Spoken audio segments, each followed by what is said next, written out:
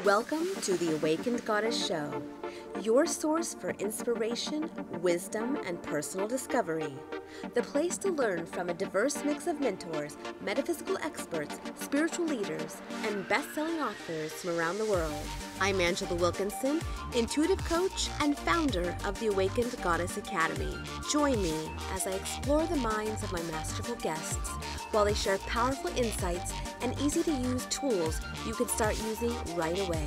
Now, let's tap into the energy of the Awakened Goddess and be enlightened by today's guest. A charismatic visionary and transformational teacher, Kute Blackson offers a fresh, bold look at spiritual awareness for a whole new generation. Born in Ghana, West Africa, Kute's multicultural upbringing as the child of a Japanese mother and a Ghanaian father has spanned 4 different continents. His unique lineage laid the foundation for his approach to breaking down barriers and unlocking an individual's true gifts and greatness. Kute quickly learned that the outside-in approach favored by so many in the personal development space had to become an inside-out approach. So he decided to create his own method, a process that liberates the individual and the true self at the core and then pushes those gifts outward into the universe. This helps the individual get in touch with who they really are. It is a process of breaking free so that the individual can live, give, and share the truest expression of their self. This is what Kute calls liberated living.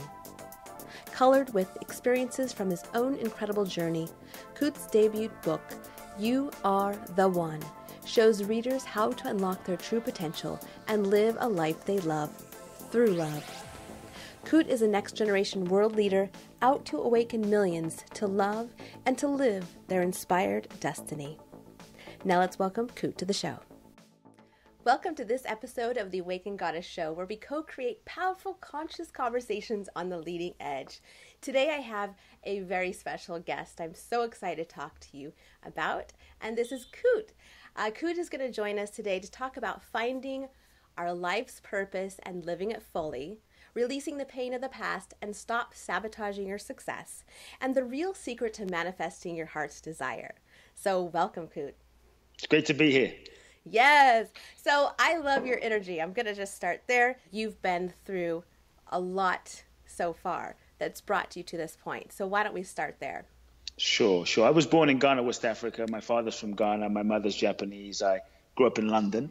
Now I live in the US. So I feel like I'm from everywhere, citizen of the world. I think that's something that has, really impacted my perspective, my way of seeing life and people and culture and community. And so for me, my first memories, literally, what really impacted me was as a young boy. 2 things, being around age 5. And I remember always feeling this deep calling to serve humanity. I remember feeling this burning desire that my life wasn't my life.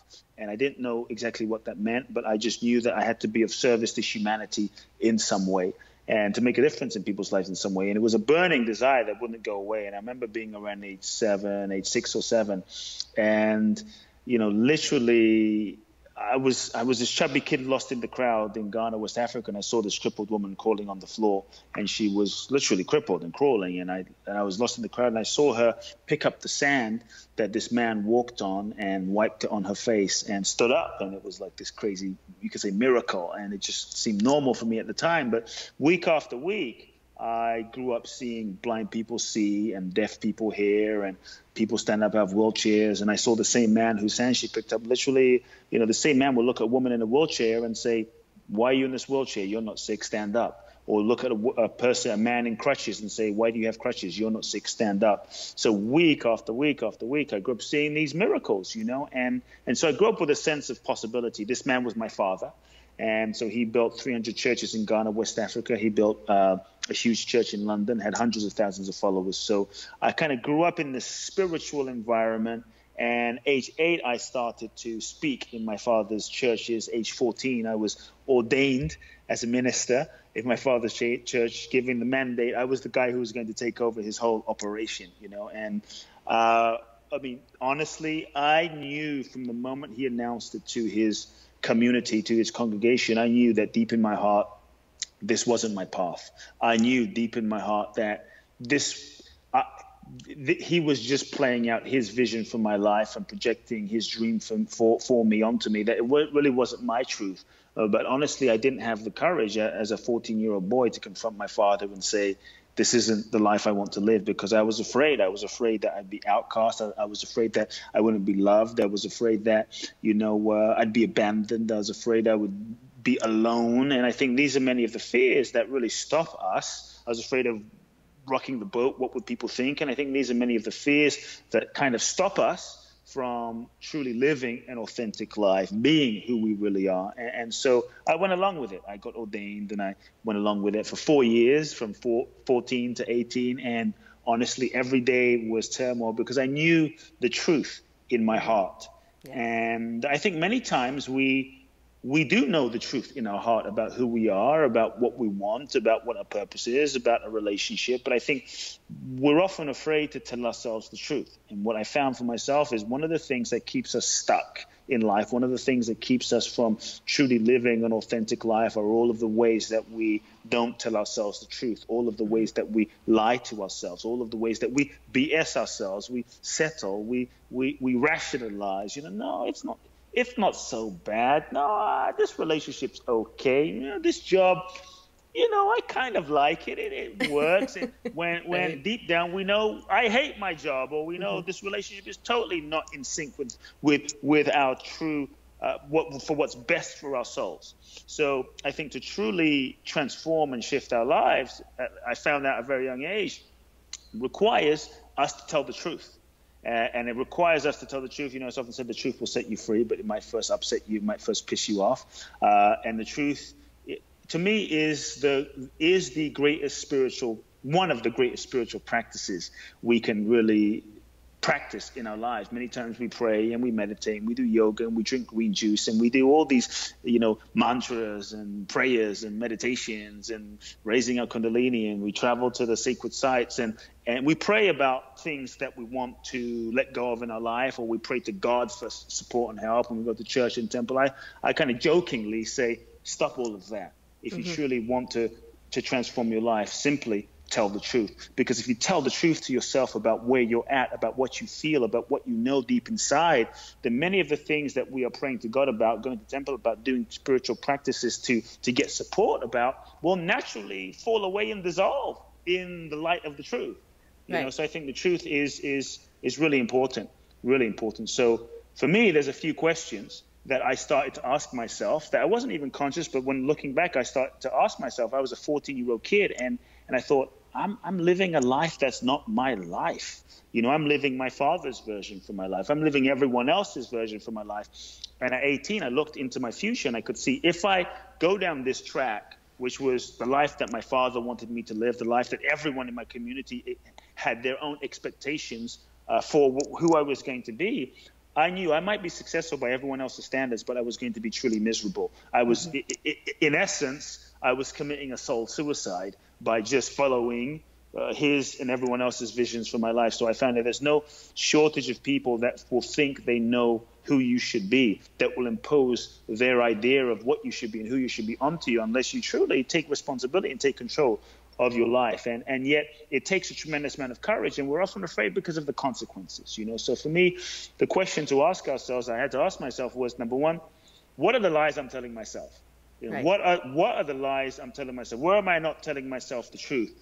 What am I pretending to not know? Because sometimes we're simply pretending to not know. I'm not sure what my purpose is. I don't know if this relationship, should I break up? Should I not break? I'm confused. And the truth is, we do know. I mean, how many times have, I think we've all been through this. How many times have, maybe those listening in, you've broken up with someone in a relationship and you go, once you finally broke up, you said to yourself, I knew that wasn't going to work. Yeah. I knew, or you maybe even said, I knew when I first met that person, right? We had this gut feeling that we don't listen to, right, out of fear or whatever it is. So we have to stop playing this game of confusion.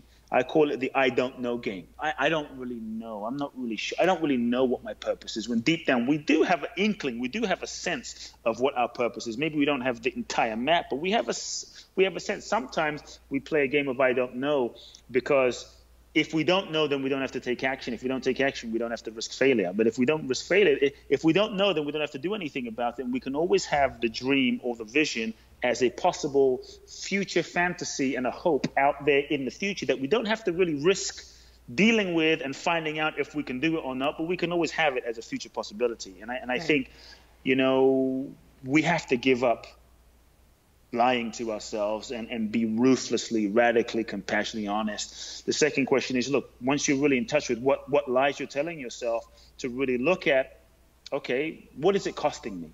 And to be willing to really feel in your body, feel what is it costing me? Because sometimes we're afraid to feel what it's costing us, because we know if we really feel it, it's going to be so painful. So we distract ourselves and we shop it away, we sex it away, we social media away, whatever it takes, we work it away. So we don't have to feel the pain of, wow, I'm in a relationship that is where I'm compromising myself. I'm in a relationship where I'm selling myself out, that is totally not in alignment with who is not healthy for me. And maybe I've invested so much time and energy into this relationship, so I'm afraid to acknowledge that, because what will happen? Maybe I won't find anyone who I think I'm going to have this kind of connection with. So really looking at and feeling, what does it cost me to tell these lies? Thirdly, looking at, what is the thing I'm most afraid of? Because sometimes we create this future fantasy about this huge fear of, what am I most afraid will happen if I tell the truth? And what I found is, we often create a negative future fantasy that is way bigger than the reality of the situation. Oh my God, I'm going to be, what are we afraid of? I'm going to be homeless. And I think the more we can just face our biggest fear and make peace with it, then it doesn't have to control us anymore. And the last thing, simply in terms of a question I've asked myself over time, is, we often so focus on the negative that we forget, well, what amazing thing might happen if we told the truth to ourselves? Maybe we would lose our relationship. Maybe we would. I believe that by being honest, by living in integrity, by being truthful with your own self, yes, you will lose things in your life. Certain people, situations, experiences will fall away. But whatever will fall away, I believe, is not truly in alignment with your highest. So my prayer and my invitation for those listening in is to have a prayer, and have the prayer be, universe, let everything that is not in alignment with my highest good be removed from my life now. Yeah. Let it be removed now. And yet when it happens, we're like, oh shit, oh my God, this person dropped out, and this job, I've been fired from my job. But so consider, all changes are simply the universe's way, the universe's compassion, the universe's blessing to remove anything that is not in alignment for our highest. But we get comfortable. So we hold on to what we know, right? We hold on to the old, even though it's suffering, because sometimes at least the suffering that we know is manageable. But the unknown possibilities can be a little scary. So really look at what amazing thing might happen, open to that, open to the possibility. Maybe you'd meet your soulmate. Maybe you'd actually find a job that was more in alignment. Who knows? So be open to the possibility. So for me, part of my journey has been a radical truth-telling. And I had to tell my father when I was 18 that I wasn't taking over his churches, which was very hard, very challenging. We didn't speak for a couple of years. But I made a decision in that moment that nothing was worth compromising my soul. Nothing was worth compromising my soul. Many times we say, I want to be happy. But I believe there's no way to live an authentic life, a fulfilling life, if we're lying to ourselves. There's no way to truly live an authentic and fulfilling life unless we're telling the truth to ourselves about what we really feel. And so once I told my father I wasn't taking over, I believe the universe has a way of supporting us. And sometimes we tend to wait for the universe. Like when the universe supports me, then I'm going to, be more authentic or break up or follow my passion. And I believe the universe is actually waiting for us. It's waiting for you and I. And so when I finally told my father I was not taking over and I decided to go into the unknown and follow my heart's passion, I ended up winning a green card in the lottery. And that was, for me, that was synchronicity. On some level miraculous, but to me it was a sign that I was being supported by the universe. And, you know, from a very young age, I was very obsessed with trying to really figure out and understand who are we and why we're here and what's the purpose of life. And it was through coming to the US with 2 suitcases, knew no one in the country, $1,000, that I went and found teachers and mentors and traveled the world to places like Japan and studied with monks, and Israel, studied with rabbis. Basically, I went on a quest to truly try and understand what's the purpose of life and why we're here and what's the meaning of all of this. Is it just to go to work, eat, sleep, have sex, make babies, make some money, go on vacation, and that's it? Or surely there has to be more to this whole existence than just existing, you know? And so went on an amazing quest of trying to seek answers for myself, and over the last 15 years have created a business and work that has been inspiring people and coaching and teaching, and now my book has come out. So that's a short version. The short, yes. Hit it in a nutshell. I love it. Yeah, and there's just so much richness, and that's one of the things that in my life that is so important, is really embodying and feeling into the richness of the texture of life, the sensuality. Yes, yes. I mean, using our senses and really being in the moment and noticing everything around you, because it's like we get in this pattern of momentum, everything moving forward and focusing on that end result, when it's really, I think, as you say, it's the journey. Yeah. It's the process. I believe, you know, sometimes there's this idea that, okay, once you find your life purpose, then everything is going to be, you know, smooth and easy, and the angels will come out and it's going to be roses, and it's just effortless manifestation. Just think it and it just manifests. You're just going to be in the flow all the time. And I was having a conversation with a client that, well, you know, sometimes things seem really hard, and maybe maybe I should just surrender. What is surrender? I believe that sometimes when you find your purpose, life is actually challenging. It sometimes gets even more challenging. It doesn't have to be a struggle, but it does require effort, because that's when the universe actually has to challenge you and test you. Because when you find your purpose, then you have to often go through a journey. You talked about the journey, a series of experiences in challenges and obstacles to actually prepare you so that you can become the person that is fully capable of fulfilling the dream and vision that you were given. And right. I believe that our dreams and visions choose us because we are the perfect people, but our dreams and visions ultimately take us on a journey of having to become, a journey of evolving. And to me, that's what it's really about. So sometimes we're given the dream or the vision in a moment of our lives, and we're not actually ready yet. You know, we have the seed and the inkling, and then the journey we have to go on is what ripens us and cooks us and marinates us, you know, and boils us and grows us. I call it the divine chef. You know, the universe, it has to add the seasoning and spices, a little a few breakups here, you know, a few failures there, a few heartbreaks, disappointments, betrayals, a few challenges, tests, obstacles. Throw that into the pot, you know, marinate it, and boom. Now, maybe 5 years, 3 years, 2 years, 10 years afterwards, you're finally ready. So I like to tell people, celebrate those obstacles, celebrate those challenges, because to me, we incarnate into this human experience. You know, as souls, we kind of float down, we incarnate into these bodies, into this human experience. And to me, the real purpose of life is not just to attain a goal. That's easy. The real purpose of life is not just to fill your bank account, although that's great, or just have the material gains. But the real purpose of life is the degree to which we grow and evolve and learn the lessons for why we have incarnated into this human existence, to learn the lessons for which our soul has incarnated and for why we're here. And I believe we all have lessons in every single situation and relationship, and everything that happens to us is a learning opportunity. And so to me, it's about soul success. You know, evolving and realizing who we really are. Because I think at the end of our lives, none of us, whether you're Bruce Lee, Muhammad Ali, Bob Marley, David Bowie, none of us actually, we don't get to take any of this stuff with us. No iPhone, no Grammy, no laptop, no ring. We can't take our children. We can't take our favorite shoes. We can't take our favorite earrings. We don't even take our body with us. The only thing we take with us is the evolution of our consciousness and who we have become in the process of this journey. So the question I am constantly asking myself is, who am I becoming? Am I growing? Am I learning? Am I evolving? Am I learning the lessons in this relationship, in this situation, in this partnership? Am I learning the lessons in this business interaction? Am I learning the lessons so that I can grow and evolve? So that no matter what happens on the goal line, on the surface level of life, I'm growing and evolving as a soul. And I think when we learn the lessons that each relationship, situation, business moment, interaction presents us, then we evolve. And as we evolve, we transcend that current level of reality. We transcend that situation. All lessons in life are repeated until we learn them fully. All lessons in life are repeated until fully learned. So if someone's listening in today and they're like, why am I going through this experience again? Why is this happening to me again? Because you haven't learned the lesson yet.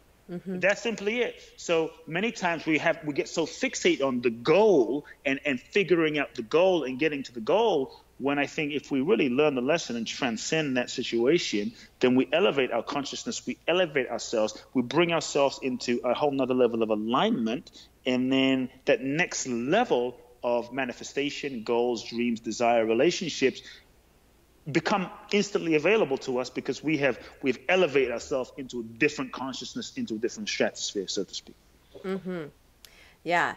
You know, one of the things I've noticed working with, I typically work with female entrepreneurs, spirit-led women, right? Beautiful. And the biggest thing I've noticed with them is that they have trouble with visibility. So they're playing small. And because I do visibility videos for people, and when it comes time, they won't even schedule the appointment because they're so afraid. They're not going to say the perfect thing. It's not going to, whatever their story is. So I would love to hear your experience about people playing small and really kind of hiding in a way. Yeah. I mean, that's a big one. I think many of us, to truly be seen can be vulnerable. Yes. Because I admit that's me. Yeah, to truly allow yourself to be seen means you could be hurt, right? You could be, and I'll give you an example. Let me give you an example, then I'm going to share some things. I had a client. I write about this in my book, You Are the One. I had a client who came to one of my transformational journeys in India. And it's a man, but the story relates to anyone. He was a special man, a beautiful heart. He showed up, and I looked at him and I said, he seemed so powerful, but he was acting like a mouse, And I said, you're a lie. I said, you're living a lie, and you're acting, and you're a lion, and you're acting like a mouse. He said, what do you mean? He goes, you're a powerful being, and you're playing small. You're just playing small. He says, Kute, no, I'm just a shy kind of person. It's just who I am. And he married a very outgoing woman who did all the talking for him so he could be in the background. He goes, I'm just the back of the stage kind of person. You don't need to be seeing me. And it was just all his story that he'd made up for survival. And he wanted to build a business. And, if you're going to be successful in business in any kind of way, it's going to require that you're kind of seen somewhat, right? It's hard to be successful in the business and no one ever sees you. I mean, maybe there's certain kinds of businesses, but for the most part. And so he had this internal conflict. And as I started working with him and I started to get into his consciousness, what I found, I asked him a few questions, and not to go too heavy for the conversation, but I think it's important to what you're saying. Mm-hmm. I asked him a few questions that triggered an inner process. And he came back to me 24 hours later. And he said to me, Kute, you asked me these questions that made me reflect, that made me become aware, because many of the times we are the way we are, but we're not sure why we are the way we are. We think it's just who we are. And his whole story was, I'm just shy. I'm just a shy person. That's just who I am. And he had convinced himself of that. So he came to me and says, Kute, I had a epiphany. I 55 years old. I haven't cried since I was 5 years old. I said, wow. He goes, but I saw a flash. When I was 5 years old, I realized I was molested by my uncle. Said, wow. And he's got tears streaming down his face because I was sexually molested by my uncle. And I didn't remember this until yesterday. I did not remember this image until yesterday. And he said, everything began to make sense. I said, tell me more. And he's crying. He told me a bit about what happened. So look, this thing that shouldn't have happened as a 5-year-old. It wasn't okay what happened, and innocence was taken advantage of. And so what he learned, in this reflection was, as a 5-year-old, he was bright, he was free, he was magnificent, he was alive, he was radiant, he was out there, he was seen. The innocence was taken advantage of. This thing occurred. So unconsciously, what he learned unconsciously was, it's not safe for me to be seen. Mm-hmm. Because when I'm seen and when I'm visible, it's dangerous. When I'm seen and when I'm visible, bad things happen. So as an unconscious survival and protection mechanism, what he, and we all have our own, conditioning, but that some of which we're aware of, some of which we're not aware of. What he learned was, so if basically he learned to go into hiding, because if you can't see me and I'm in the background and I hide behind my wife and I hide behind people, and if you can't see me, you can't hurt me.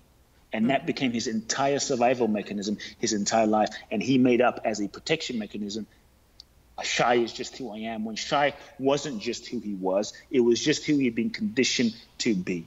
So many times we have been conditioned in ways we aren't aware of to avoid pain. So you see, when we're born, most of the time we're not necessarily born shy, right? If you look at the child will jump on the table and scream and shout. And a little baby, a 1-year-old will it's not like wondering, wow, I'm running around naked with diapers on.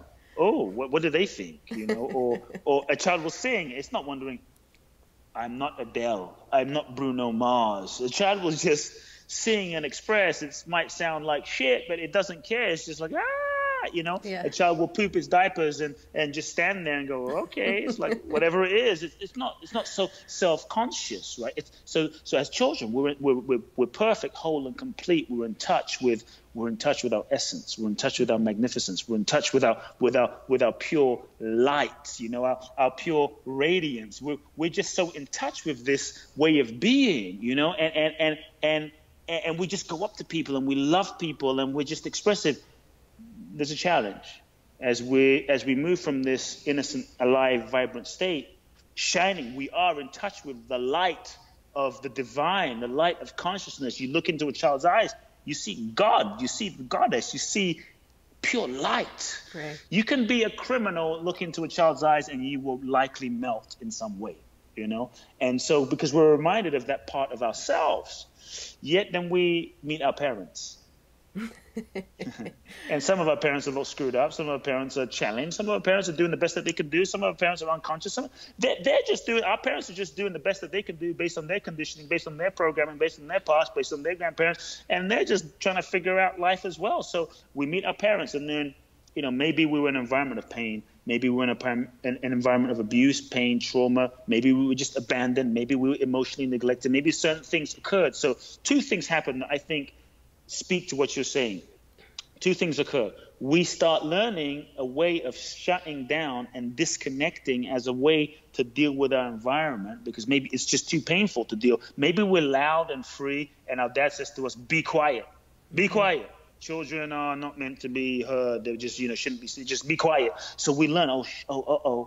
When I'm fully expressed, I get pain. So we learn all sorts of ways to avoid pain. So we start shutting down parts of ourselves. We start disconnecting. We start lying to ourselves about what we really feel. We start disconnecting from the pain, the hurt, what have you, ultimately as a way to function and survive. And layers start building up.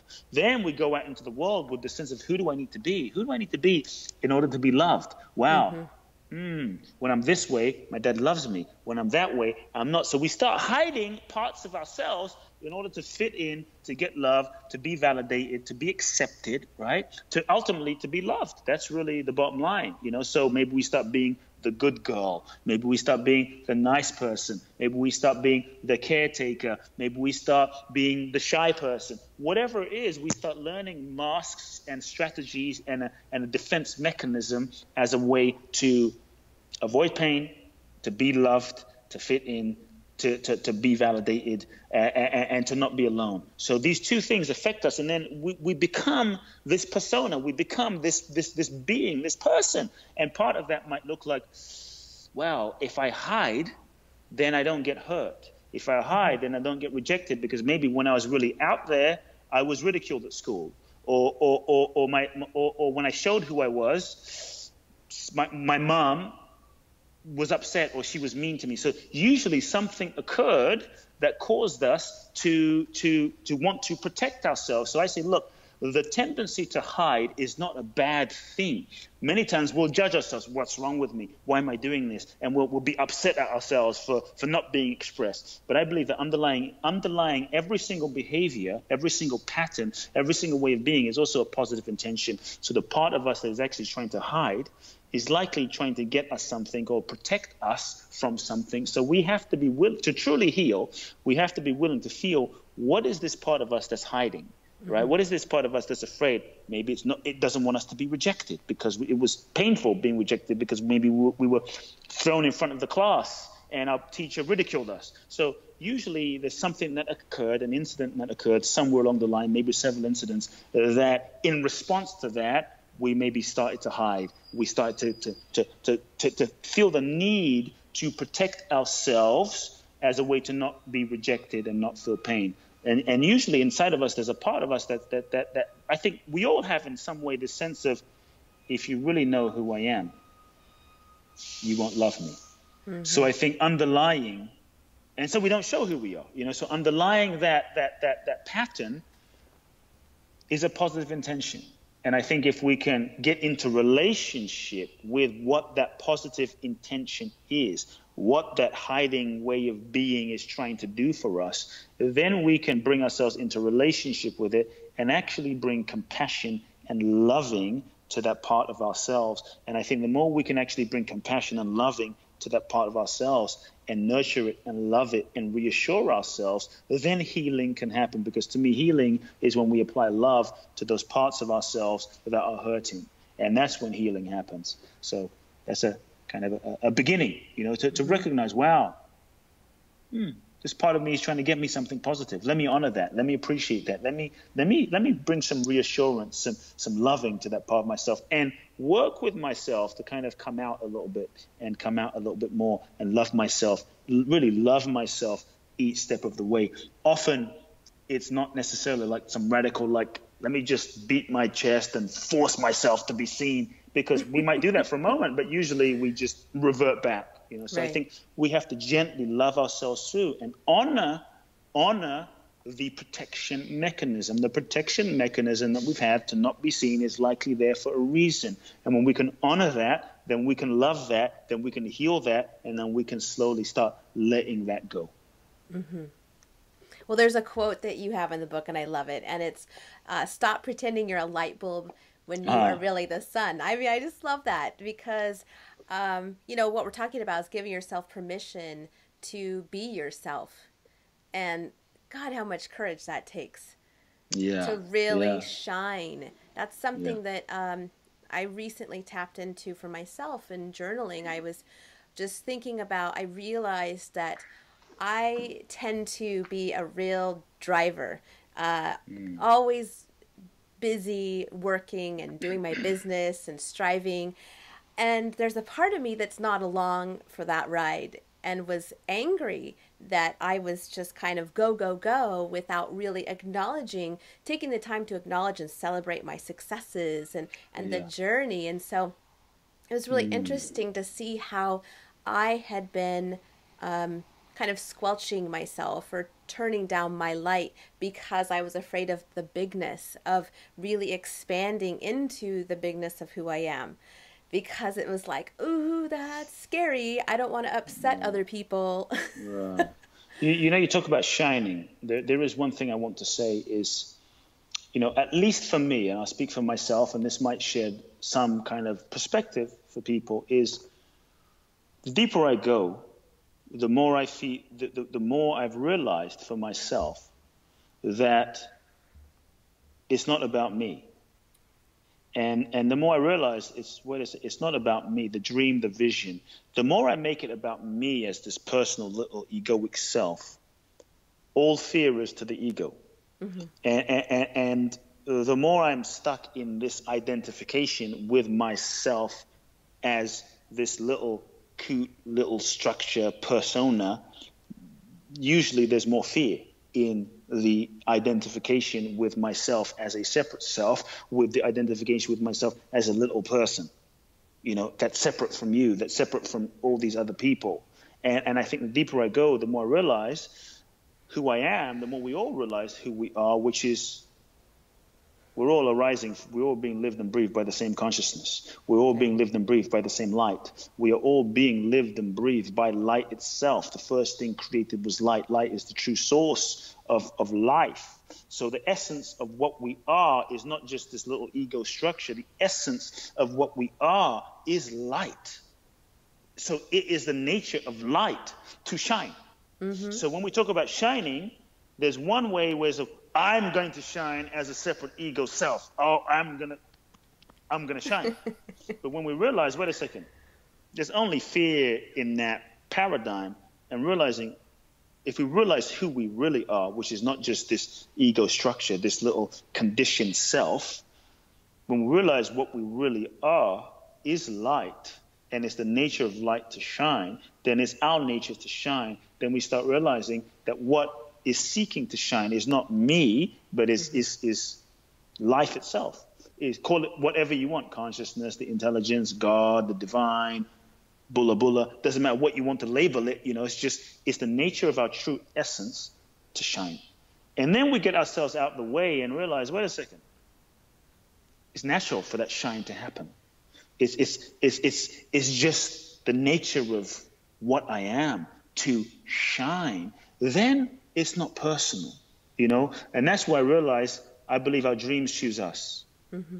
And if our dreams choose us, then those dreams, and in that our dreams don't belong to us. To me, they belong to life.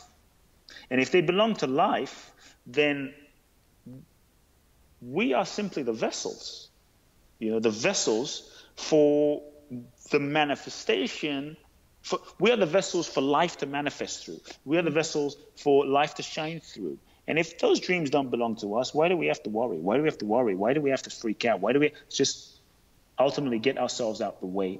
And the more we don't make it about our personal selves and we make it simply about getting ourselves out the way, then we can allow the divine, then we can allow consciousness, then we can allow life to simply shine through us. And I think that's a whole different relationship, to life. I look at people like Mother Teresa and people like Gandhi and people like Bruce Lee and people like Bob Marley and people like Martin Luther King and people like Mandela. It wasn't about them shining. Mm-hmm. Because to me, the personality as human beings, we are limited. It wasn't about them shining. Yes, they shone very brightly, but what was shining through them was life itself. And I think the more we can realize that, the more the fear drops away. The more we open ourselves to say, universe, okay, I'm a little afraid, but use me. Mm-hmm. Use me. And I think that's the most powerful shift that can also happen when we take it off of our little selves and we open ourselves to being used. So if you're afraid of, I'm afraid of shining, get yourself out the way. Be open to the universe and let your prayer be, universe, use me. I'm imperfect. I'm human. I screw up. I don't know if I can do it. I don't know if maybe I'm going to mess the whole thing up, but I've been given this dream and vision for a reason. So I'm going to show up, use me, shine through me, express through me, do it through me. And if you look at all of the great ones, they weren't perfect human beings, but life shone through them and they knew it wasn't them. They didn't really take credit for it. They knew it was life. And that's where miracles happen. That's where magic happens. That's where beauty happens. So I think one of the most important things we can do in terms of being successful, even in business, I personally think the new paradigm of success is surrender. When we surrender, we say, universe, I'm willing to surrender to the highest good. And we actually move from a paradigm of what do I want, an old paradigm of goal setting. What do I want? What do I want? What do I want? Many times we're setting goals based on our conditioning. You know, certain needs weren't met. So like, if I can achieve this thing, then I'm going to finally be okay, acceptable for my dad, you know, rather than what is it that is actually seeking to express through me? And to me, it's a different question versus what do I want versus, or another way of saying it is, what does life want? What is life seeking to express through me now? And actually opening ourselves to be a channel, to be a vehicle for that. That's when I think we tap into another level of power, another level of grace, another level of potential, another level of magic, another level of manifestation. You know, then we don't have to manifest things. Life manifests through us. And yes, we have to show up and do the work and make the phone calls and what have you. But then I think we were truly in the flow. We're truly in the flow. That's true. And that surrender piece is like, it's huge. It's huge. And I'm wondering, you know, often we look at where we are and where we want to be or where we think we should be. And you talk about it as the gap, right? And so when we have expectations and time again, these ideas of what we think we want fall through, you know, it's like we get in this pattern maybe of waiting for the other shoe to drop. So what would you say to that in when we're wanting to manifest, or we have this big dream that we want to have in our life, and when we move towards it, things just don't happen. Maybe we're struggling, and maybe we get into that pushing, like trying to control the outcome. Yeah, maybe it's not happening because, number one, simply what we thought we wanted or what we think we're pushing for is not in alignment with truly our highest expression. So maybe what we think we want is not what we really want, is what our ego wants. So it's not manifesting because it's not in alignment. So we have to look at, is what I want really what I want, or is it just to like fluff my ego and it's not really part of my path? Right. And sometimes things don't manifest because it's simply not in alignment with our highest, you know. So that's number one. Number two, is it in alignment, but it's not happening because there's certain lessons that I'm not quite learning in this situation. To me, everything is a series of lessons. Life is a school. We're in a university, and every situation is our curriculum. Every relationship is our classroom. Every person is our professor, so to speak. So in a given situation, maybe you're in a situation and there's certain things you haven't quite learned in that relationship or that dynamic, and as a result, you haven't graduated to the next level of the situation for the next level of abundance and money and manifestation and responsibility to unfold yet.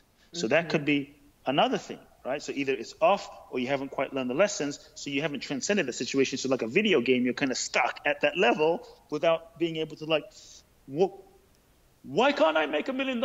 Because maybe you can't manage $10,000. You know, right.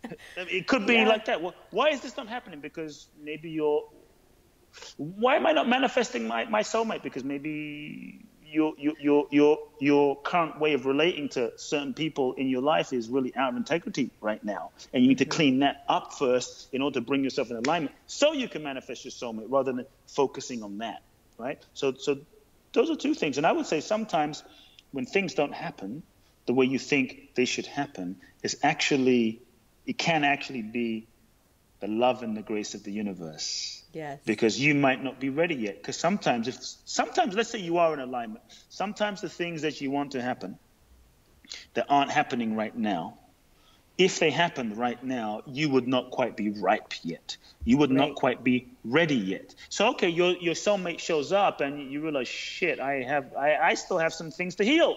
And if they showed up, you would totally screw up that relationship. You're like, damn. So I think we have to trust the timing of the universe. That's why, for me, our job isn't to make things happen. Our job is to remove the blockages within ourselves. Our job is to remove the blockages to manifestation. Our job is to heal the patterns, the layers, the conditioning within ourselves so that we can fully make ourselves available. Because if we fully heal ourselves and transform ourselves, then we bring ourselves into alignment. Then we are a vibrational match for the next level. And then we are ready for that person showing up.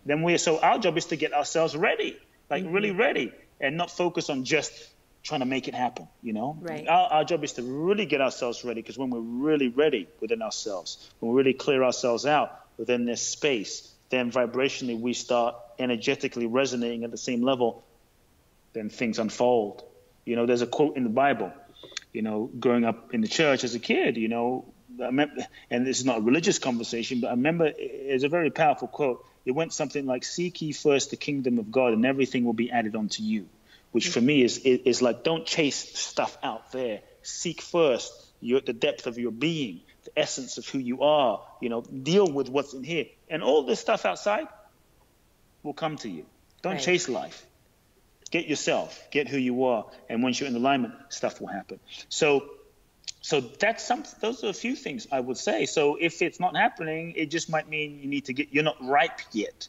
The mango is not ripe yet, and you can try and eat a green mango, but it's not going to, you could eat it, it's just not going to taste as good as if it was ripe, you know. So I think those are a few things to consider on the path. But also, while you are where you are, make sure you do all that you can where you are while you are where you are. Because sometimes we're waiting for that thing to unfold. We're waiting, it hasn't manifested yet, so we're waiting for the big break. You know, I live in LA, there's a lot of actors, and we're waiting for the big break, and in the meanwhile, we're just like, you know, just hanging out, or we're waiting for the soulmate to show up. But in the meanwhile, I would ask you, how loving are you being every day? If you want to manifest a soulmate in your life, don't wait. Because when my soulmate shows up, then I'm going to have so much love to give this person. Well, are you loving the person in the grocery store? Are you opening your heart? Are you loving the trash collector? Are you loving the person in traffic? Be the space of love right now. Then you open yourself to receiving the level of what you want. So I would say, don't wait, but give what you can where you are with what you have right now, this moment. And that's when you start moving yourself to that next level. So don't wait. We all have things to give exactly as we are, exactly where we are. We don't have to be perfect. We don't have to be healed, but we can give what we have and who we are, where we are in this moment. Mm-hmm. Yes. So one of the things you do with your clients is, you mentioned this earlier, you take them to India, and that's called the Liberation Experience. And in your book, you talk about Carlos, and there was a moment where he talks about that he had this realization that the lack and the need that he felt was all in his mind. And he realized that he already had everything he needed to be happy and to be free. And so that for me was a really interesting moment to read in the book, because that's true. In any given moment, we have everything we need. Mm-hmm. We all have. I mean, we have so much. I mean, look, the reality is right now in this very second, if everyone just took a deep breath, you just breathed in and exhaled. Right now, in that very moment, there are trillions and trillions and trillions and trillions of processes happening for you to even, for me to even, for us to even be able to just breathe.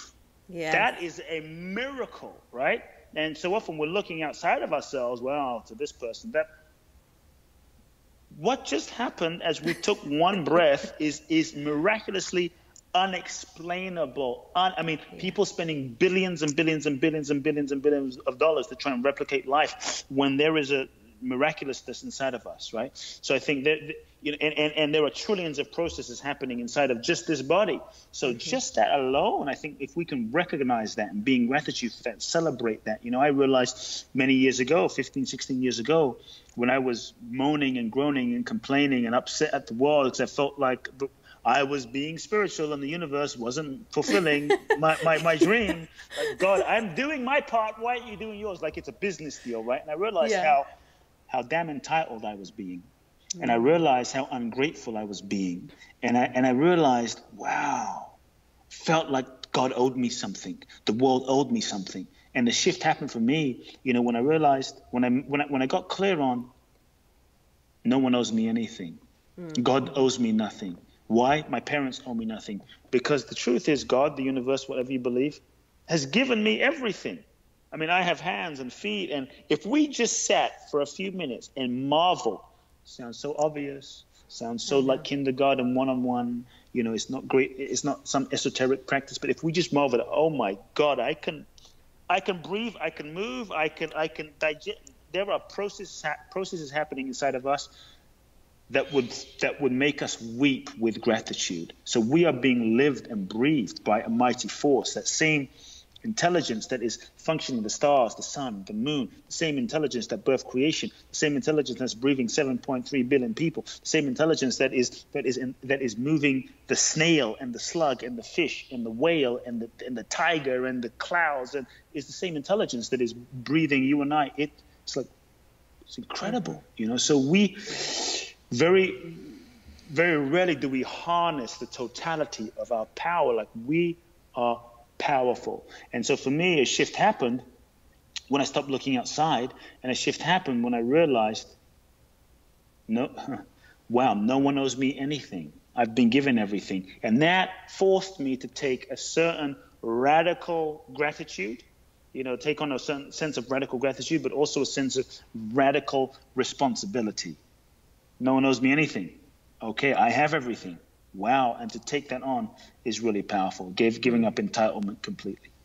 Yeah. Yeah, taking responsibility is a huge thing. I think, sometimes we're afraid, Sometimes we're afraid to take responsibility, because if we take responsibility, I'm not going to have anyone else to blame. If I take on responsibility and it doesn't work out, I can't blame you anymore. Or I can't blame God anymore.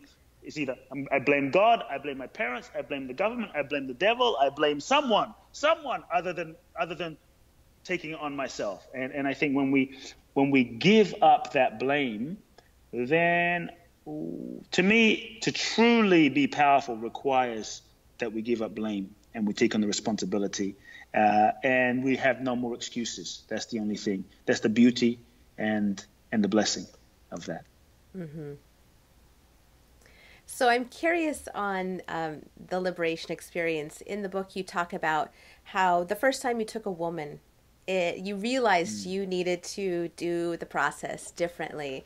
So I'm curious what you found is the difference between men and women. Man, that is a whole other podcast. But we can at least touch on the subject, because trust me, that is an entire 4-hour podcast we would have to do. Simply put, what I can say, and that's not to celebrate that we all have similarities and we all have masculine and feminine inside of us all and all of that stuff. But what I realized for me was with men as a whole, as a general whole, for me, I found that men grew a little bit more through challenge, and for men, I could push them to the edge of the edge. And that doesn't mean women can't. Look, you women give birth to children. I can't even compete with that. I'm a wimp. I'm like, I bow to every woman, because that is beyond the edge. Okay. But I for the most part with men, I push them to the edge of death. I push them to the edge of their physical capacity. And just when they think they're going to die, I push them some more. And men tend to thrive on that challenge, that death, that I'm going to die, and it's a masculine, women have it inside of, but it's a masculine way of growing. Right. Primal. And so primal, masculine way of growing. And I found that working with men, when I took them to India, tended to thrive on that, that I'm going to die, that being on the edge a lot more. And men, a very direct way of cracking open. And what I found, and this was just a discovery, what I found was the first woman I took and the women I took, not that they couldn't, because look, if you can give birth, you can out anything a man any second. It's a feminine capacity for birth, for pain tolerance, feminine capacity for orgasm and sexuality is far beyond. Feminine is like the ocean, in a certain sense. The masculine, we're kind of like little sailboats in the ocean, but the feminine is like the ocean. It's just vast capacity. So I think when we realize that, we can honor and respect the feminine for her vastness. But when I worked with a woman in India, what I found was, when I started working with them in the same way I did with men, I just noticed it wasn't quite giving me the same response. Let's put it that way.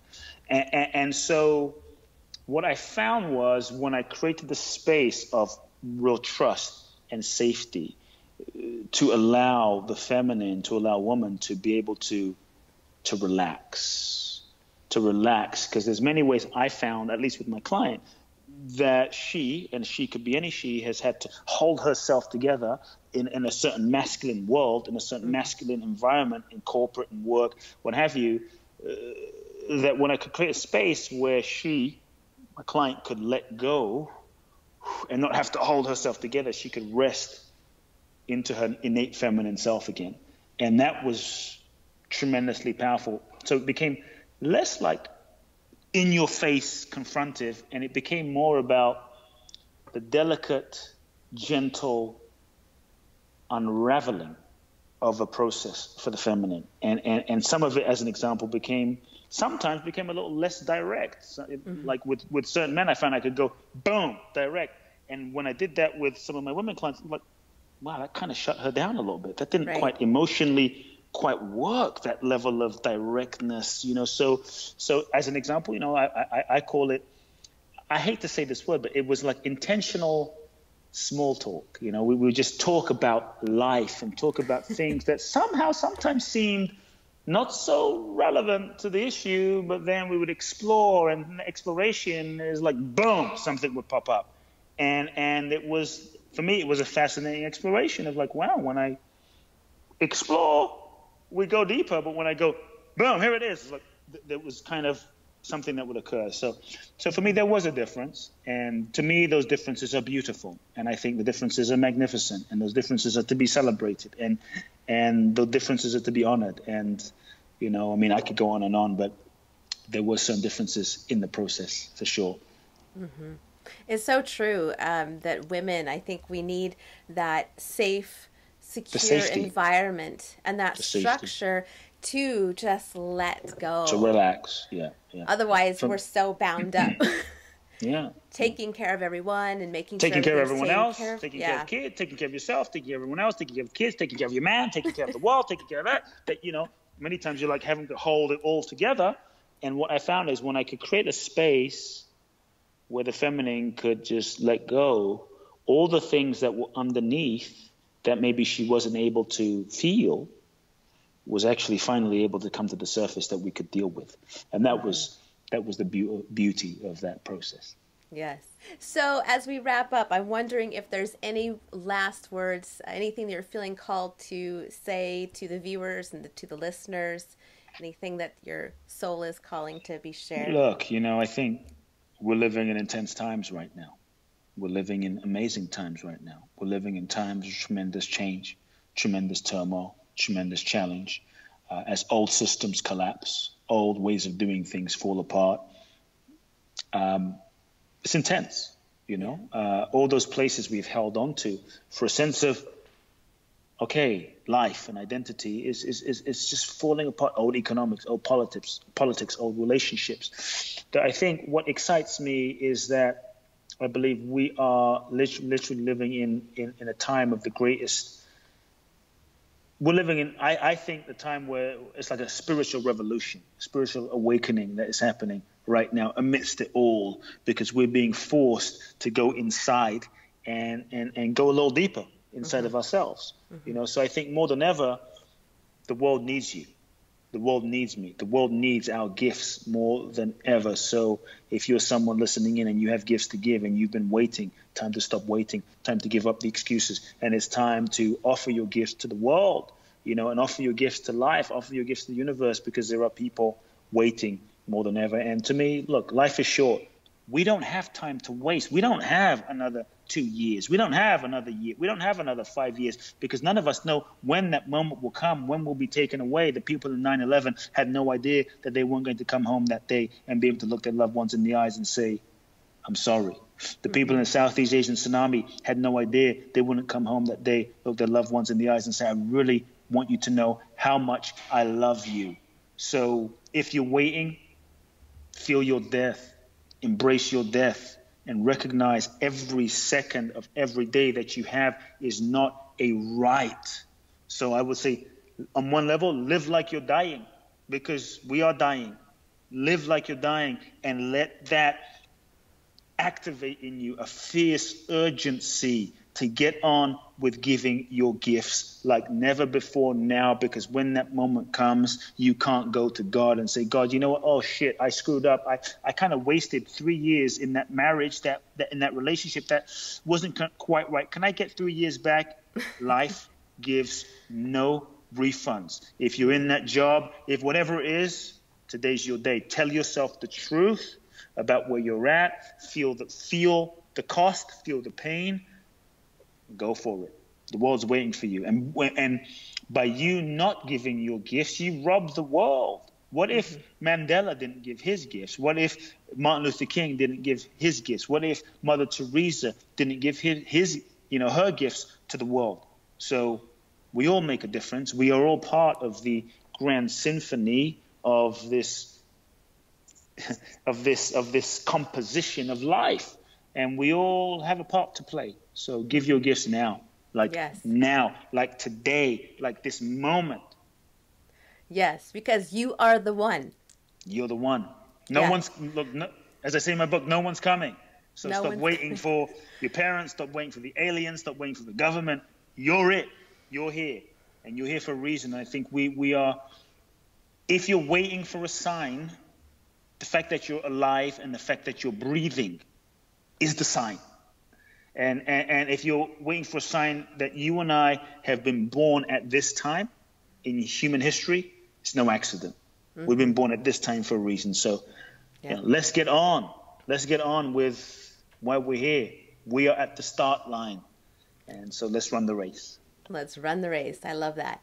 Yeah, so those that are watching and listening, if you have enjoyed this conversation, definitely check Kute's book out. Grab a copy. It is juicy. There's so much great information in there. It's going to really help change your life. And that book is You Are the One. So thank you, Kute, for joining me today. This was such a fabulous conversation. So thanks you. Thanks for having me. Thanks. Thank you for listening to this episode of the Awakened Goddess Show. I hope you enjoyed today's guest and got something you can start using in your life right away. For more spiritual insights and to listen to more episodes, subscribe to The Awakened Goddess Show at theawakenedgoddess.com and discover wisdom that'll change your life.